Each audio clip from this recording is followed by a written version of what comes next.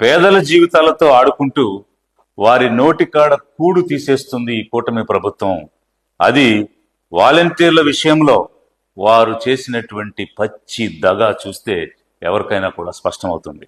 సచివాలయ వ్యవస్థను కొనసాగిస్తాం, వాలంటీర్ల వ్యవస్థను కొనసాగిస్తాం, దానిని ఇంకా మెరుగైనటువంటి స్థితికి తీసుకెళ్తామని వారికి ఉన్నటువంటి మీడియా ద్వారా బాకా కొట్టి ఊదరగొట్టి ఈరోజు పూర్తిగా భిన్నంగా దానిపై యూటర్న్ తీసుకోవటమే కాకుండా సిగ్గుపడకుండా చేసిన తప్పుని సమర్థించుకోవడం నైతికత చచ్చిన రాజకీయం. అధర్మాన్ని ధర్మం అని చెప్పుకుంటున్నారు అనే దానికి నిలువెత్తు సజీవ సాక్ష్యంగా ఉంది ఈ కూటమి ప్రభుత్వం అనేది ఎవరికైనా కూడా అనిపిస్తుంది. అదే మరి ఎన్డీఏ మేమందరం 3 పార్టీల కూటమికి హామీ ఇస్తున్నాం. మీ ఉద్యోగాలు తీసేయం, వాలంటీర్ వ్యవస్థ కొనసాగిస్తామని మరొక్కసారి మీ అందరికీ హామీ ఇస్తున్నా. ఉగాది రోజున, పండుగ రోజున తీపి కబుర్ మీకు అందరికీ. వాలంటీర్లు వాళ్ళ బ్రతుకు వాళ్ళు బ్రతుకుతున్నారు. వాళ్ళు ఏమైనా మిమ్మల్ని దేబురించారా, దేహి అని అడిగారా? మాకున్నటువంటి జీతం 5,000 సరిపోవటం లేదు, 10,000 చేయండి అని వారేం అడగలేదు. మీకు మీరుగా మీకు ఒక కెరీర్ ప్లానింగ్ ఉండాలి, మీకు మంచి భవిష్యత్తునిస్తాం, 5,000 ఎక్కడ సరిపోతాయి, 10,000 చేస్తామని ఒకరు, 5కు 5 కలిపి 10,000 చేస్తానని ఇంకొకరు, మీ కడుపు కొట్టనని ఒకరు, మీ పొట్ట కొట్టనని ఒకరు అనవసరమైనటువంటి అడగనటువంటి హామీలు ఇచ్చి ఈరోజు దానిని కొనసాగించకుండా మీరు కుంటి సాకులు చెప్తున్నారు. 5,000 కాదు, మీకు రాబోయే రోజుల్లో 10,000 రూపాయలు పారితోషికం ఇచ్చే బాధ్యత మాది. మీలో సమర్థత ఉంది, తెలివితేటలున్నాయి. ఇది ఎంట్రీ పాయింట్ మాత్రమే. ఇక్కడి నుంచి మీ ఇంట్లో మీరు కూర్చొని వర్క్ ఫ్రం హోమ్. అమ్మ, నేను ఒక అన్నగా చెప్తున్నా, మీకు 5,000 వస్తే ఇంకో 5,000 ఇచ్చే మనసున్న వ్యక్తిని నేను. ఒక ప్రొసీజరల్ ఇష్యూస్ గురించి చెప్తూ గత ప్రభుత్వం వాలంటీర్ల యొక్క జీవో ఎక్స్టెన్షన్ ఇవ్వలేదు, 11 నెలల తర్వాత తిరిగి దాన్ని ఎక్స్టెండ్ చేస్తూ జీవో ఇవ్వలేదని కుంటి సాకులు చెప్తున్నారు. కాంట్రాక్ట్ లెక్చరర్స్ ఉన్నారు, కాంట్రాక్ట్ ఎంప్లాయీస్ ఉన్నారు, అవుట్ సోర్సింగ్ స్టాఫ్ ఉన్నారు.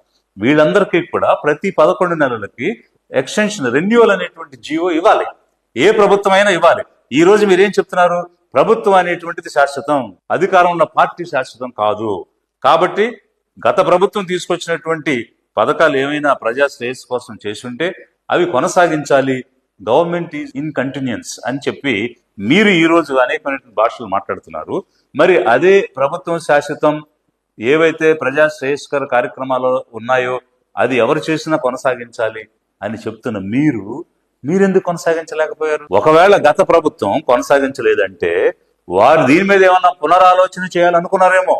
ఈ వాలంటరీ వ్యవస్థను కొనసాగించాలా వద్దా అన్న విషయం మళ్ళీ అధికారంలోకి వస్తే ఆలోచిద్దాం, అప్పుడు నిర్ణయం చేద్దాం అనుకున్నారేమో. ఎందుకంటే కార్యకర్తలను పట్టించుకోలేదు, వాలంటీర్లను చూసి అనేటువంటి ఒక అపవాదం వచ్చింది కాబట్టి కొనసాగించాలా లేదా అని ఒక పునరాలోచన ఆ ప్రభుత్వం పడి ఉండొచ్చు. కానీ మీరు హామీ ఇచ్చారు కదా, మేము కొనసాగిస్తామని చెప్పారు కదా, చెప్పి ఓట్లు వేయించుకుని వచ్చారు కదా, వచ్చినప్పుడు కొనసాగించాల్సిన బాధ్యత మీకుంది. అలాంటి అధికారం మీ చేతికి వచ్చింది, అలా నమ్మే జనం మీకు ఓట్లు వేశారు. అయితే ఇప్పుడు ఇలాంటి సాకులు చూపిస్తున్నారేంటి? మరి మీరు పెట్టినటువంటి కాంట్రాక్ట్ వ్యవస్థ, అవుట్ సోర్సింగ్ వ్యవస్థ 11 నెలలకు ఒకసారి రెన్యూ చేయటం అన్నది ఎన్నో సంవత్సరాలుగా జరుగుతూ వచ్చిందిగా. అసలు ఆ వ్యవస్థకి అంటే శాశ్వతమైనటువంటి ఉద్యోగాలు ఇచ్చేటువంటి రిక్రూట్మెంట్ పద్ధతిలో కాంట్రాక్ట్ అవుట్ సోర్సింగ్ అనే విధానానికి ఆద్యం పోసిందే ఆద్యుడే చంద్రబాబు నాయుడు గారు. ఆ కాన్సెప్ట్ తెచ్చిందే మీరు. దానికి కర్త కర్మ క్రియ పర్మనెంట్ జాబ్స్ మానేసి అవుట్ సోర్సింగ్ కాంట్రాక్ట్ జాబ్స్ అనేటువంటి ఒక విధానం తీసుకొచ్చారు. అయితే మరి ఆ విధంగా మీరు ఇచ్చిన తర్వాత గత ప్రభుత్వం 5 సంవత్సరాలు 11 నెలలకు ఒకసారి కాంట్రాక్ట్ అవుట్ సోర్సింగ్ రెన్యూ చేసుకుంటూ వచ్చింది. మీరు ఇచ్చారని వాళ్ళు ఆపేయలేదు కదా, మీరు ఇచ్చిన వాళ్ళు తీసేయలేదు కదా. మరి మీరెందుకు చేయట్లేదు? మీరు హామీ ఇచ్చి ఎందుకు మానేస్తున్నారు? ఇది నేను కంపారిజన్ కోసం మాట్లాడుతున్నా తప్ప ఒకరికి ఫేవరెటిజంగా ఉండడం కోసం నేను మాట్లాడటం లేదు. నేను వాలంటరీ వ్యవస్థలో పేదలకు జరిగిన అన్యాయం చెప్తున్నాను. అది ఒకవేళ వైసీపీకి అనుకూలంగా ఉందని ఎవరైనా అనుకుంటే అది వారి కర్మ. లిబరేషన్ కాంగ్రెస్ పార్టీకి ఒక సిద్ధాంతం ఉంది. రాజ్యాంగంలో ఏ ఐడియల్స్ అయితే ఉన్నాయో మా పార్టీ రాజ్యాంగంలో కూడా అవే ఐడియల్స్ ఉన్నాయి. పేదల చేత, పేదల కోసం ఒక స్థిరమైనటువంటి ప్రభుత్వం ఏర్పాటు చేయాలన్నదే అధిక జనుల యొక్క ఆకాంక్ష.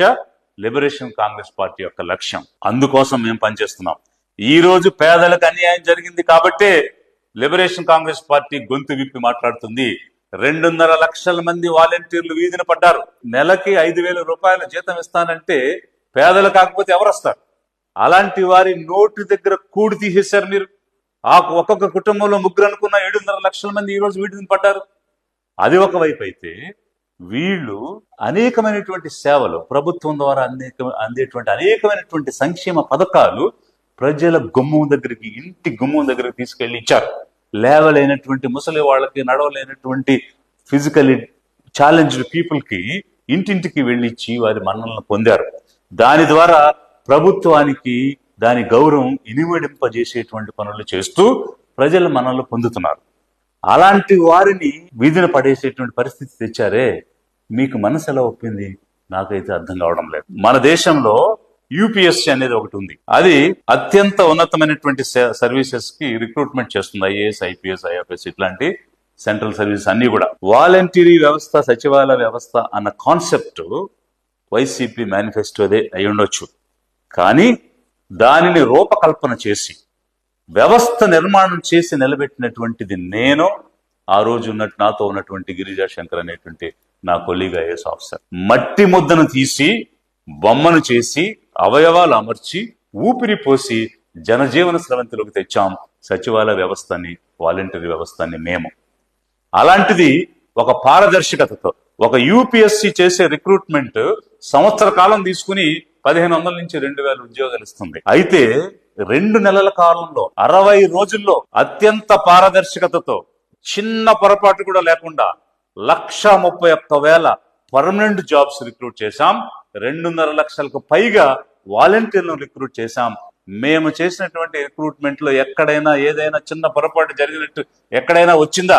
ఎవరైనా రాజకీయ ఒత్తిళ్లకు లొంగి గాని, లంచం ఇచ్చి గాని ఉద్యోగాలు తెచ్చుకున్నాం అనేటువంటి వారు ఈ రోజు కూడా ఉన్నటువంటి సచివాలయ వ్యవస్థలో ఉన్న ఏ సచివాలయ కార్యదర్శినైనా, అక్కడ ఉద్యోగినైనా అడగండి, ఒక్కరైనా సరే అవును మేము ఒత్తిడి చేసి డబ్బు ఇచ్చి లంచం ఇచ్చి తెచ్చుకున్నాం అని చెప్పేవారు కనిపిస్తారేమో.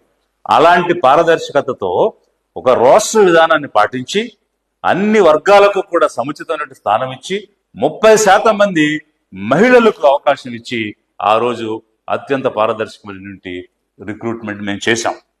వాళ్ళు అనేకమైనటువంటి సేవలు నీతిగా, నిజాయితీగా, నిస్వార్థంగా చేస్తూ వచ్చారు. ప్రజల యొక్క మన్ననలు పొందారు. ఇంటింటికి వెళ్లి డేటా సేకరించారు.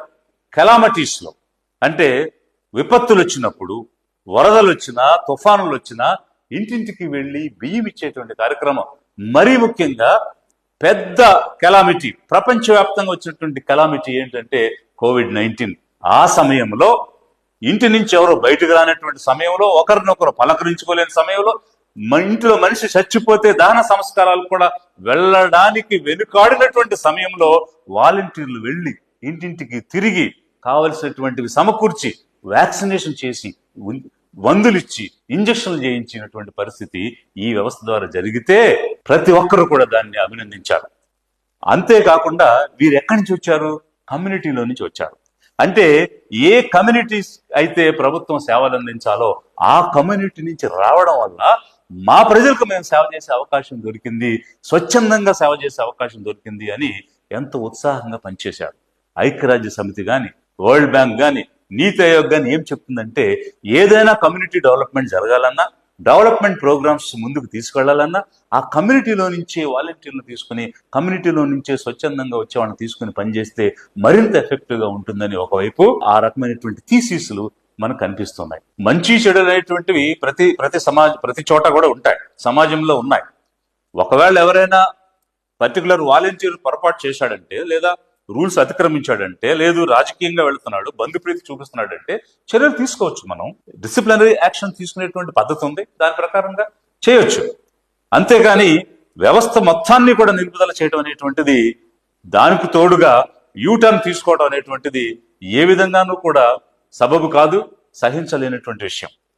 మరి చంద్రబాబు గారికి ఇలాంటి యూటర్న్ తీసుకునే నైజం ఉంది, ఇచ్చినటువంటి హామీలు నెరవేర్చడు అనేటువంటి అపవాదు ఉంది. గతంలో ఎన్టీ రామారావు గారు పూర్తి మద్యపాన నిషేధం చేస్తే వీరొచ్చి ఆ మద్యపాన నిషేధాన్ని ఎత్తేశారు.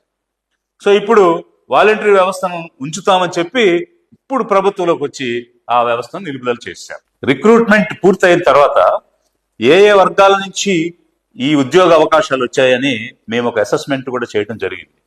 చూస్తే సచివాలయ ఉద్యోగాల్లో 80% ఎస్సీ, ఎస్టీ, బీసీ, మైనారిటీసే వచ్చారు. వాలంటీర్ల ఉద్యోగాల్లో 80% పైగా ఎస్సీ, ఎస్టీ, బీసీ, మైనారిటీలే వచ్చారు. ఎందుకనంటే పేదరికంలో ఉన్నటువంటి వాళ్ళు వాళ్ళే. కానీ ఈ వ్యవస్థ, ఈ వాలంటీర్ వ్యవస్థ ద్వారా వచ్చినటువంటి ఒక గొప్ప మార్పు ఏంటంటే అంతవరకు ఉన్నటువంటి ఫ్యూడల్ వ్యవస్థ, భూస్వామ్య వ్యవస్థని, అదేవిధంగా ఆధిపత్య వర్గాల యొక్క పెత్తందారీ వ్యవస్థని ఈ వ్యవస్థ బ్రేక్ చేసింది.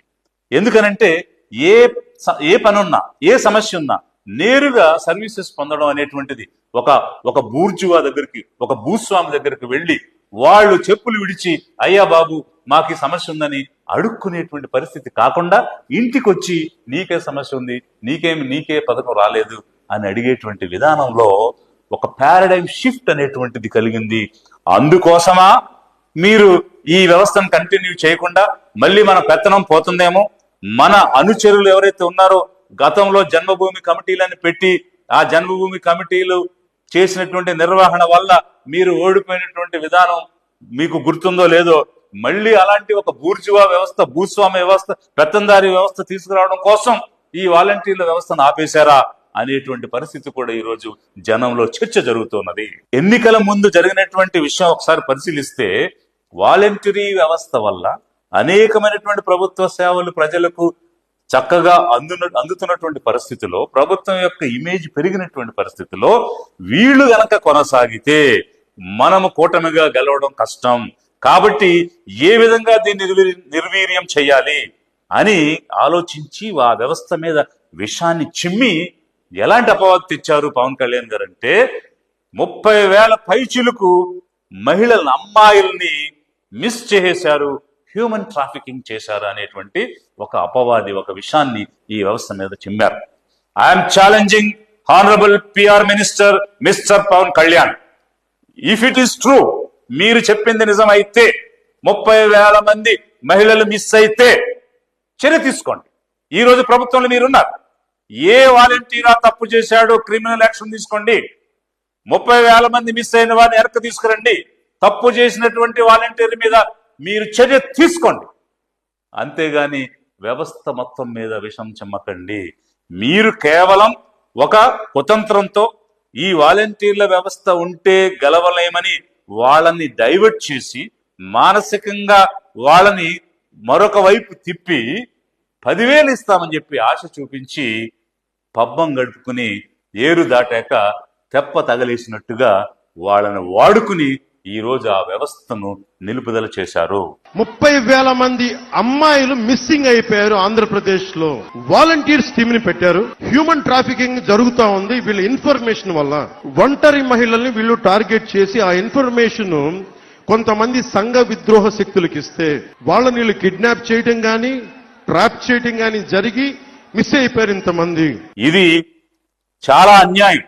ఒక్కసారి వాలంటీర్ల యొక్క గొంతు వినండి. వాళ్ళు బయటకు వచ్చి వీధుల మీదకి వచ్చి అయ్యా మా ఉద్యోగం తిరిగి ఇవ్వండి, మేము బ్రతుకు ఏడ్చలేకపోతున్నామని ఆర్తనాదాలు చేస్తూ ఉన్నారు. వారు మాట్లాడుతున్నది వింటూ ఉంటే హృదయం తరిక్కిపోతుంది. మరి మీకెలా మనసు ఒప్పింది ఇన్ని లక్షల కుటుంబాలను వీధిన పడేయడం అనేటువంటిది నాకు మాత్రం అర్థం కాకుండా ఎంతో ఆశ్చర్యాన్ని కలిగిస్తుంది. ప్రజలు కూడా అర్థం చేసుకోవాలి, జనం కూడా గమనించాలి. ఇలాంటి బూటకపు హామీలు ఇచ్చి కొత్త ఉద్యోగాలు ఇవ్వలేదు సరికదా, ఉన్నటువంటి వాళ్ళని 2.5 లక్షలకు పైగా బ్రతుకుతున్నటువంటి వాళ్ళ నోటి దగ్గర కూడి తీసి వాళ్ళ పొట్ట కొట్టేస్తున్నారని అంటే ఏమి ప్రభుత్వం అనుకోవాలి? ఇది జనం ఆలోచించమని నేను కోరుతున్నాను. వాలంటీర్స్ కి నేను ఒకటే చెప్తున్నా, నేను ఎప్పుడు మీ పొట్ట కొట్టను, నేను ఎప్పుడు కూడా మిమ్మల్ని కన్నీరు పెట్టే పని చేయను. లిబరేషన్ కాంగ్రెస్ పార్టీగా ప్రభుత్వాన్ని ఏమి డిమాండ్ చేస్తుందంటే ఈ వ్యవస్థ ఎంతో చక్కగా పనిచేస్తూ ఉన్నది, అనేకమైనటువంటి ప్రశంసలు తీసుకొని వచ్చింది. మీకు చేత అయితే ఇంకా మెరుగుగా చేయండి, ప్రక్షాళన చేయండి. అంతేగాని అలా నిలుపుదల చేసి పేదల కడుపు కొట్టొద్దు, వాళ్ళ పొట్ట కొట్టొద్దు. తిరిగి ఈ వ్యవస్థను పునరుద్ధరణ చేయమని, వారిని కంటిన్యూ చేయమని లిబరేషన్ కాంగ్రెస్ పార్టీ డిమాండ్ చేస్తూ ఉన్నది. అంతేకాదు వాలంటీర్లకు న్యాయం జరగకపోతే ఎంతటి ఉద్యమానికైనా లిబరేషన్ కాంగ్రెస్ పార్టీ వెనకాడదని కూటమి ప్రభుత్వాన్ని హెచ్చరిక చేస్తున్నాం.